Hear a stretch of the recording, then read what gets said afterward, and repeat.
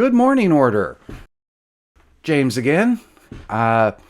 Corey just dropped a video saying about what his favorite game was. And I gotta say, I'm in that book too, Corey.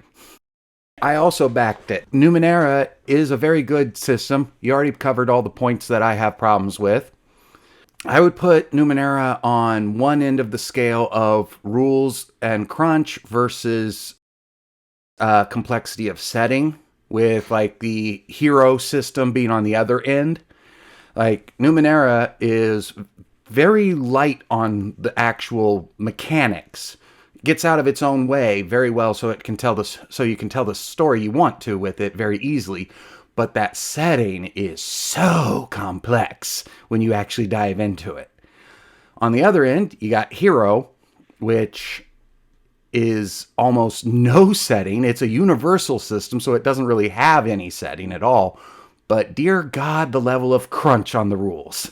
My own favorite falls somewhere in the middle. It's got a developed setting, not a heavy deal on the setting, and the rules are more complex than Numenera, but also robust and with a good amount of crunch to them. But you don't need a math degree to do anything with it. And that would be Cyberpunk 2020 and its newest edition, Cyberpunk Red, which Red fixes the problems I had with 2020.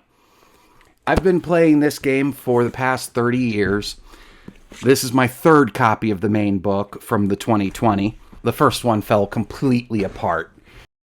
And when you love a game system and it's all in one book, you're going to have at least two copies just so you can have one for yourself and one to hand to the players. And Cyberpunk 2020 had a great system called Interlock, where it was skill plus stat plus die roll, go. The parts that I didn't like about the 2020 edition were the experience system, in which you had to have like almost a whole nother character sheet to keep track of your improvement points for each individual skill.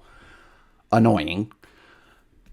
And the net running, the way it was set up, it basically you had to run private sessions for a Netrunner player if you allowed them as a PC.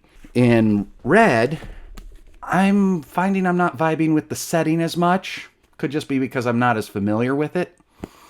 But they fixed both of those aspects.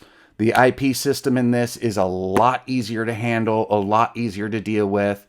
The net running is now no longer its own separate session thing, though you can still do that if you want to. It's just considered a lot more dangerous in the setting.